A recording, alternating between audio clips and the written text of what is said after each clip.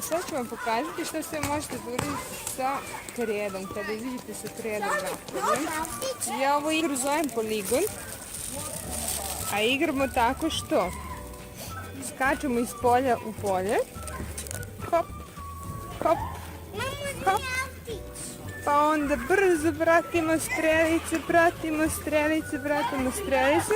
Kad dođemo do linije, onda linije preskačemo. Hop, hop, hop i dođemo na kraj.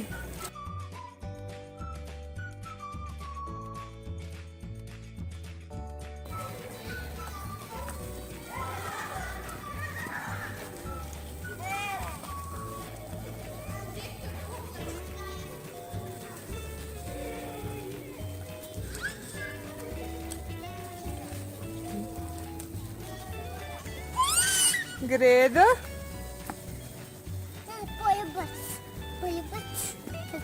Hop, hop. Hop, hop, hop.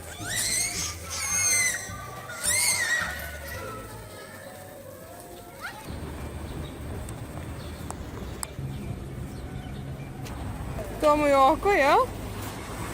Drugo oko. Usta.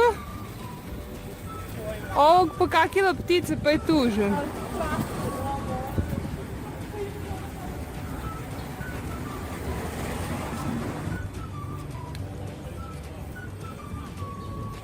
Da mu nacrtamo mašnu, ne kravatić ćemo da mu nacrtamo.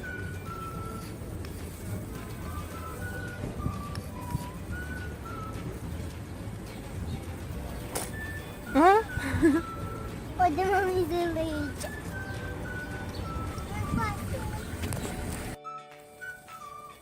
Sad ćemo ja i Zoza da igramo 1, 2, 3, jel da? Mama, ja sam ovo i ovo dobro i ovo smo. To smo mi u parkiću.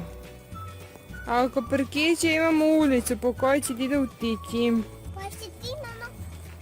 Ja sam žuti, a ti? A ja sam ovo. Ti si crven. Ovo je start.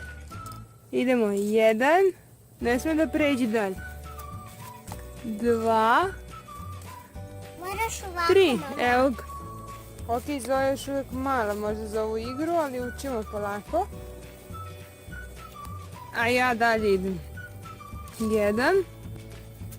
Ovdje pešački prelaz, nema nikoga. 2. 3. Ajde ti sad. Sad će tata da Tu kružni tok. Tako, tu po ulici. Onda treba tata da dođe. Tata došao. I tata na posao. Kada se vraća u park. Da se parkiram.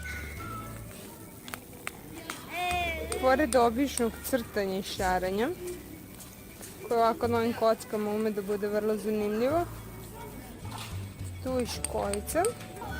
1, 2,